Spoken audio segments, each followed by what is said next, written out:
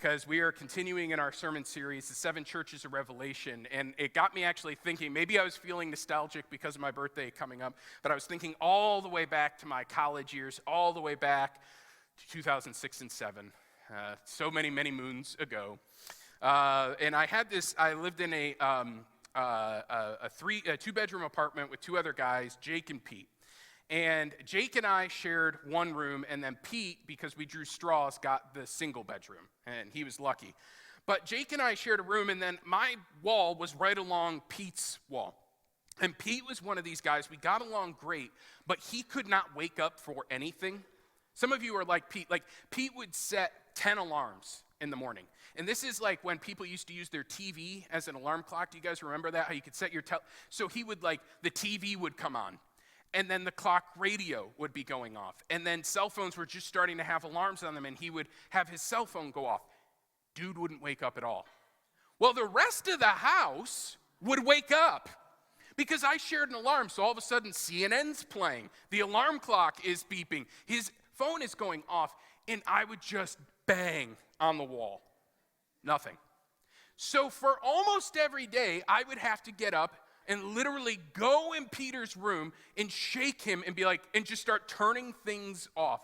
And he would just be laying there. There was times where I'm thinking, surely he must be acting. Surely he must be dead. But no, he was just that kind of person. Some of you are this way, that it takes 10 alarms to wake up. It won't come as a surprise that Pete struggled with things like work and school and showing up on time. And my time with him, he lost multiple jobs that way. And it'd always be like, I don't know what happened. And I'm like, I actually know exactly what happened, Pete. I was working at Radio Shack at that point. That's how long ago this was. It's like, you got to show up on time to work. He couldn't do it. And I got thinking about Pete because this pattern of behavior of not waking up when his alarm was sounding was quite a problem for him in his life. And believe it or not, that's actually going to be the issue with the church we're going to read about today, Sardis. That Jesus is in some ways today acting as an alarm clock, screaming, wake up. And these Christians at the church of Sardis are sleepy. They're kind of sleepwalking their way through their faith. And Jesus is going to act like not just a roommate, but the Lord that is calling them to wake up and pay attention to what is going on. We're going to actually walk through the text a little bit like we did last week. We're going to kind of break it up. Today we're going to start in verses 1 through 3. We're going to kind of explain it, and then we'll end the text, end the sermon later with the rest of the text. This is the words of Jesus Christ, Revelation 3, 1 through 3. It says, to the angel of the church of Sardis, write, these are the words of him who holds the 7 spirits of God and the 7 stars. I know your deeds. You have a reputation for being alive, but you are dead. Wake up. Strengthen what remains and is about to die, for I have found your deeds unfinished in the sight of the Father. Remember, therefore, what you have received and heard. Hold fast and repent. But if you do not wake up, I will come like a thief, and you will not know at what time I will come to you. Again, there's more, but we'll get to that in just a little bit. Jesus starts his words to the church of Sardis a bit differently than we've seen all throughout these series. So we've covered 4 or 5 churches in the book of Revelation thus far, and we've often seen Jesus starts this section with a bit of encouragement, almost an attaboy of sorts, like, hey, I've seen your works, and this is the good thing you have going for it. But with Sardis, he does not do that. We'll see a little bit of an attaboy later, but he starts with some pretty firm correction for the church of Sardis. Jesus charges them that they have a reputation for being alive, that people look at the church of Sardis, and when I say church, think men and women, not a brick and mortar, that the men and women that live in Sardis and claim to follow Jesus as Lord have a reputation within the community of being alive, of being an active church. But Jesus says, you are actually dead. Wake up. So it's almost, you could translate, you're actually asleep. You have a reputation for being awake, but you're actually asleep. It's time to wake up. That's what Jesus pleads with them. It's almost, like I said, I'm thinking back to my time with Peter, saying, if you don't wake up, you're going to miss out on what you had planned. Jesus is pleading, wake up and remember what you once believed, he says. He says, Church of Sardis, your deeds are unfinished. You started the race, but now you've almost laid down on the track and gone to sleep. You've gotten sleepy, but now the alarm bells are going off, and Jesus Christ is there to wake them up. There's a stark warning here for the Church of Sardis. He says, you got to wake up because I am coming like a thief in the night. And so you want to be found awake. Jesus says, you don't know the time. If anyone knew when someone was going to rob your house, some of these guys in here would look forward to it. But it'd be like, yes, now we know. Now they're coming. Thieves tend to plan a time where you're unsuspecting. And Jesus says, I will come to you in that way, so don't be asleep. And he means spiritually speaking rather than literally speaking. Before we continue in our text, I want to work through this morning what this can mean for you and I, because we must ask ourselves, can we see ourselves? Can we see people we know? Or can we see the church at large at Salina first and then maybe in Mercer County at large in us? Can we see Church of Sardis actions, sleepy Christians, in us? Are there Christians who have a reputation for being awake but are actually asleep? Are there Christians who have a reputation for being alive but actually are just going through the motions? Who in the community would say, oh, that person's a Christian, they're a believer, they'll do that thing, but Jesus knows their heart and says that it is dead. Of course, we all know that this is the reality that continues to plague the church to this day. This didn't stop with just Sardis, which is why we have to examine ourselves.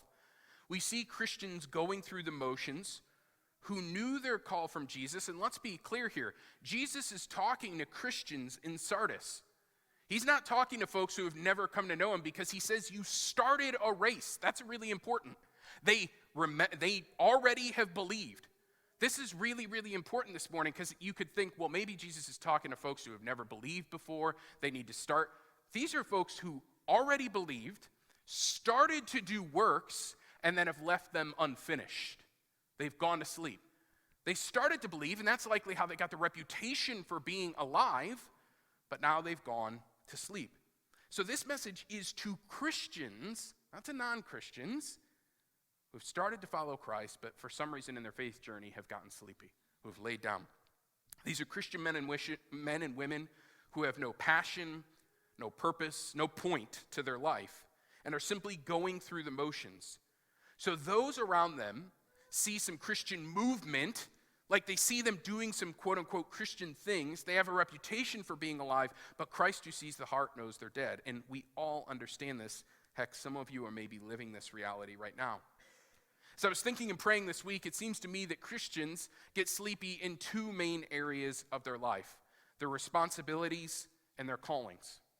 That there's kind of two areas where we see Christians getting sleepy in their life, and we see Christians getting sleepy in their responsibilities.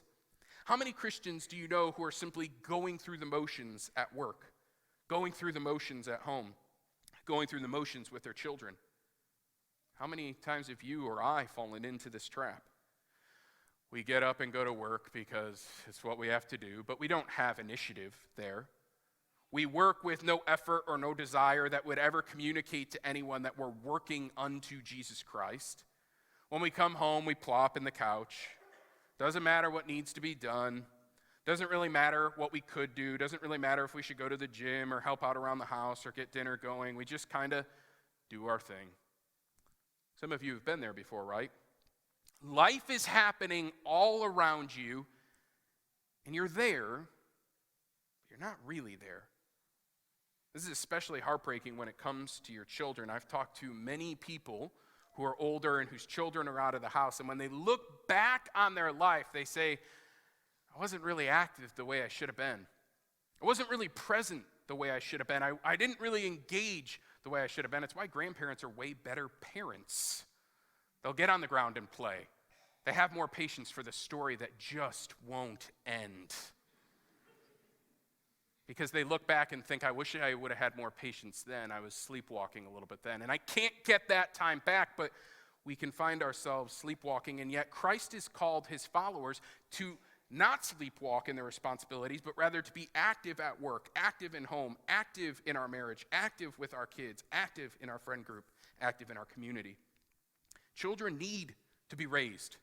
Children will be raised. They'll either be raised by you or they'll be raised by something else. And I don't suggest the other things. They'll either be raised by the TV or the playground or something. Or they can be raised by you.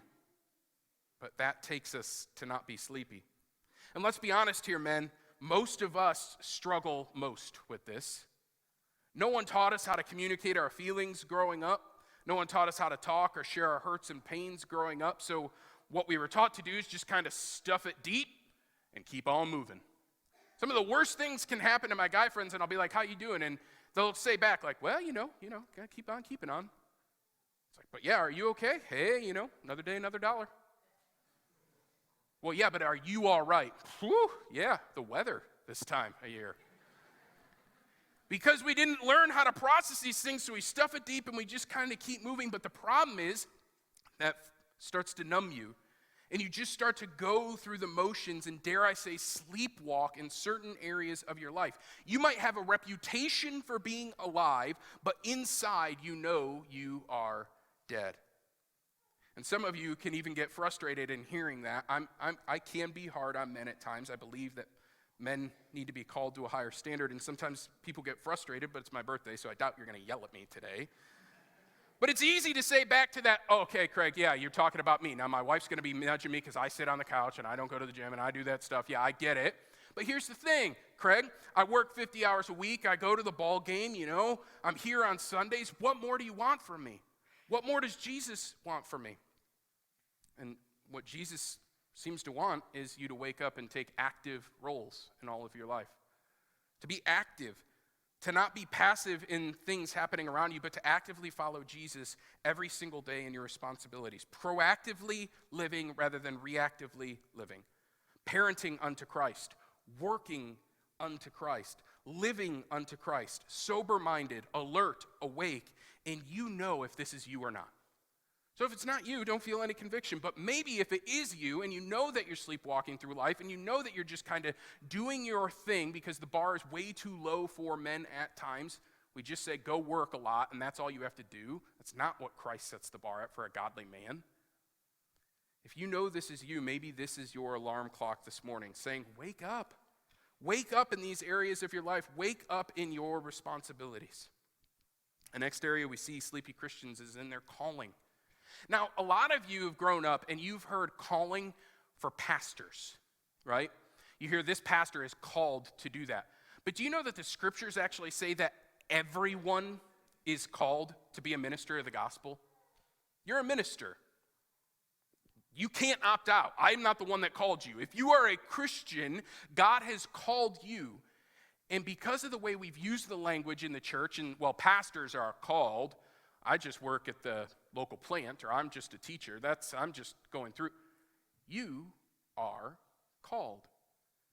But if you're not realizing, you can be sleepy in your calling. All of us have a calling, and Jesus has called you, yes, you, to a unique ministry. God has given you unique gifts and unique abilities to represent Him in a unique way. There's a reason why we don't have a world full of Craigs, or a world full of Dereks, or a world full of Luises.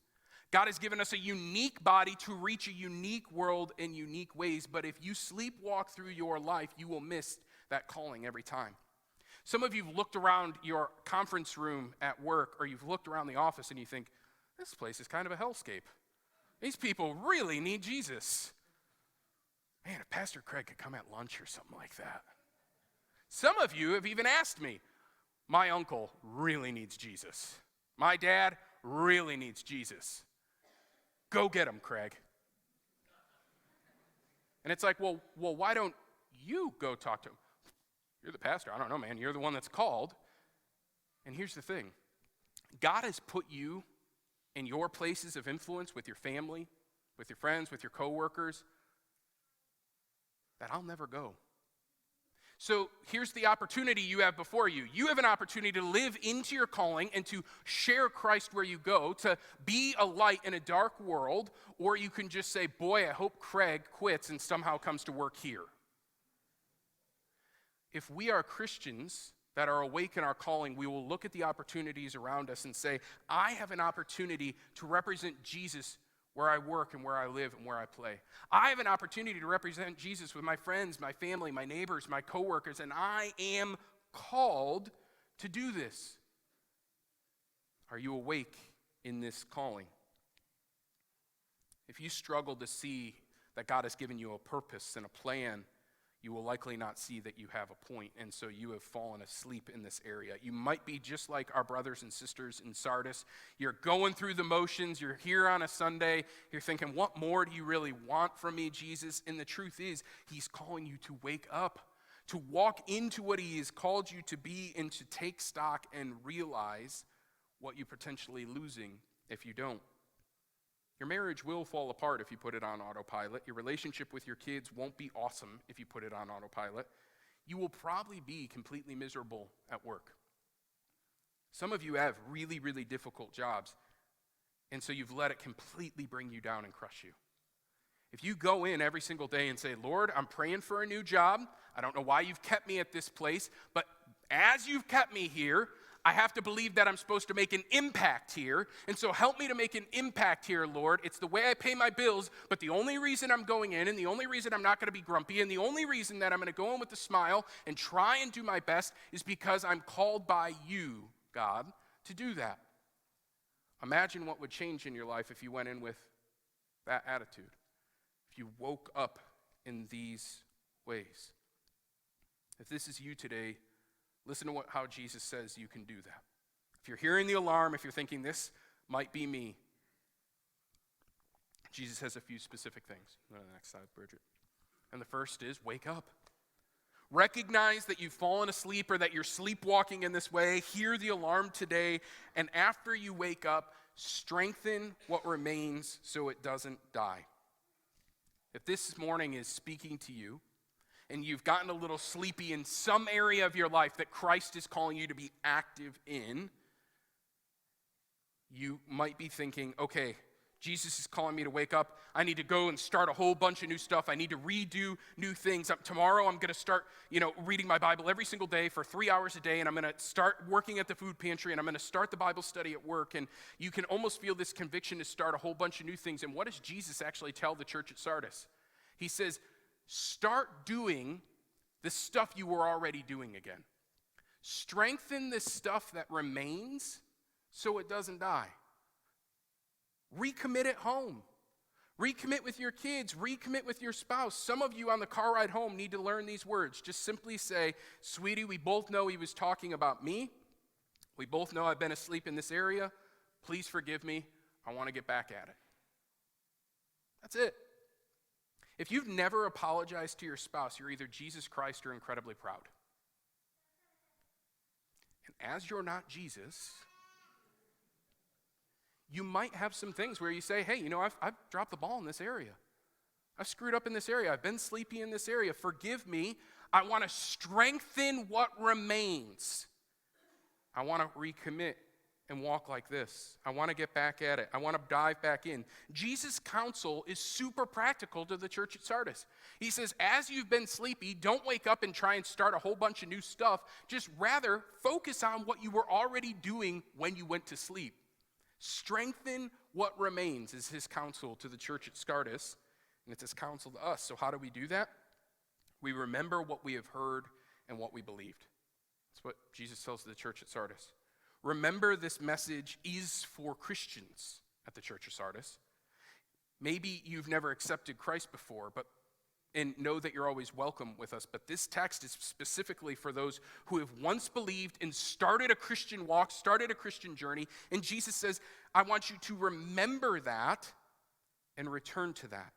So many of us have a time in our life where we were on fire for the Lord. When you came to know Christ and you were walking out your faith and you were on fire for the Lord and you could see God in your works. Maybe it wasn't that long ago and maybe it was a lifetime ago. And from the outside, people might look at you and say, well, they're still probably on fire for the Lord. They go and do all the right things, but you know you're not where you once were with Christ. Remember, Jesus says, what you believed. Remember what you heard and what you believed. That Jesus Christ, the Son of God, came to this earth bringing God's kingdom from heaven to build it right here. And that Jesus lived this sinless and perfect life and was murdered by sinful man. And in doing so, offered the perfect sin sacrifice for you and I. That you and I could never clean up ourselves, but Jesus died for us, and beyond that, on the third day, showed ultimate victory over death when he raised up. We call that day Easter. We celebrate the resurrection of our Lord. And if you are a Christian, at some point you've heard this and you believed it. That dead man got out of the grave and you began walking in that power, saying, if the same God that conquered the grave lives in me, then I can walk in that power, and he's going to put good works before me so that I will walk them out. And you started that journey, but just like some of your house, it remains unfinished.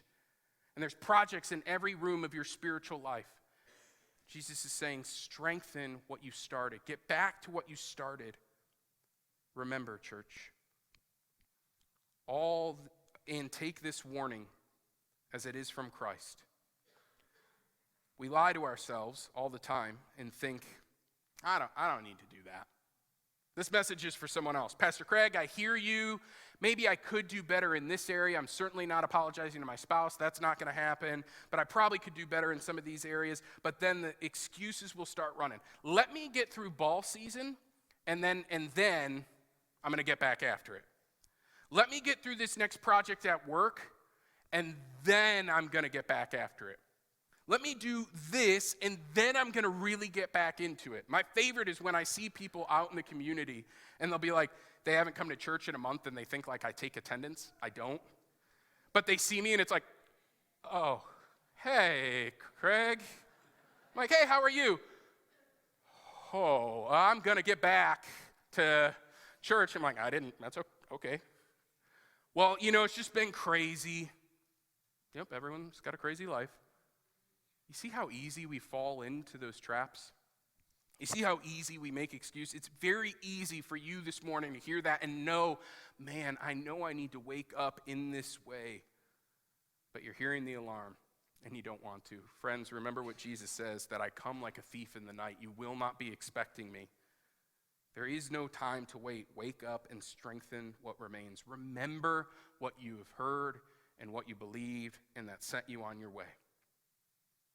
The text concludes today in verses 4 through 6. Jesus says, yet you have a few people in Sardis who have not soiled their cloths. They walk with me dressed in white, for they are worthy.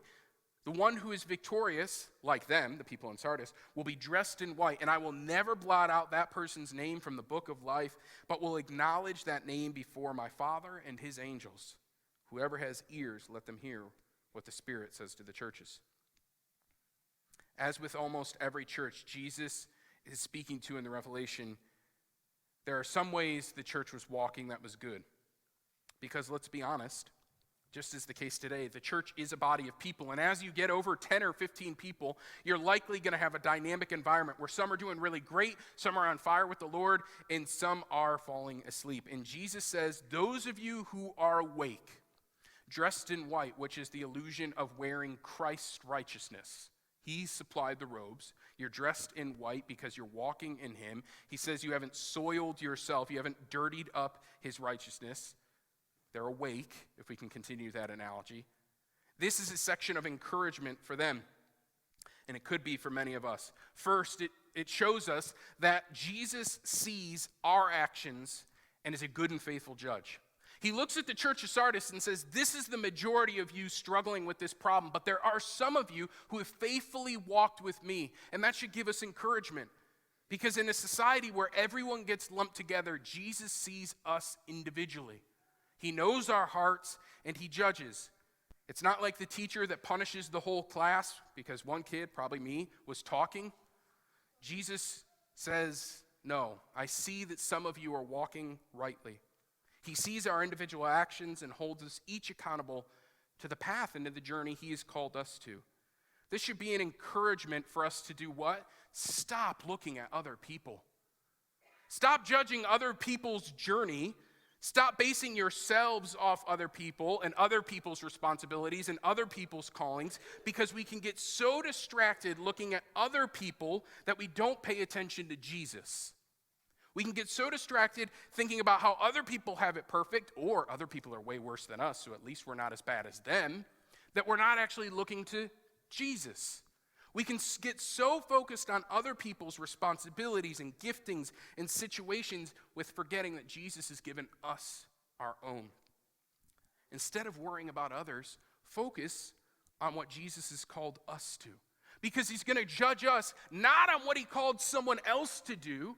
I'm not going to stand someday and give an account for Randy's life or Trisha's life or Sandy's life. I'm going to give an account for Craig's life. So why then do I spend time looking at their life and saying, am I doing good enough? Am I better than them? Am I worse than them? Jesus says, I see you in what you're doing. Beyond that, it's an encouragement to remember to not set your pace off other people. It's really easy to look at this race of life and think, well, others aren't really going that hard for Christ. I don't want to be the weird Jesus person. I don't want to go after him that hard. So I'll kind of pull up my walk a little bit. I feel like sharing a good word, or I feel like praying for that person, or I feel like, but no one else seems to be doing that. So I'll kind of pull up a little bit because I don't want to be so far ahead. My spouse doesn't do that, so I don't want to do that. My coworkers don't do that. And Jesus says, don't worry about them. Go off what he has called you to. It's really easy that those in the church of Sardis could have looked around and said, well, John and Phil and Charlene and Megan, they aren't really doing, they're kind of sleepwalking, so I guess that's what I should be doing too. And yet Jesus says, don't use other people as a measuring stick. Use me as a measuring stick. When we look to other people for our standards, it will never go well for us. Put simply, don't let the attitude of those around you change your purpose, plan, or passion that Jesus has given you. Just because others are kicking their feet up and resting doesn't mean you should too. Focus on what Jesus has called you to and keep at it. Why? Because the one who maintains, Jesus said, the one who walks faithfully with Jesus, that person's name will be written into the book of life. And friends, I don't have full time to unpack it, but that's the name you want to be, that's the book you want to be found in. The one who will be saved because you've walked faithfully with Jesus as Lord. Church family, sometimes we look at the Bible and you think, well, Pastor Craig, you have a master's degree, you studied it, you learned the ancient languages. The Bible is so confusing and I don't know how to apply it to my life. Jesus' message is this: you've gotten sleepy, wake up and start doing what you did before.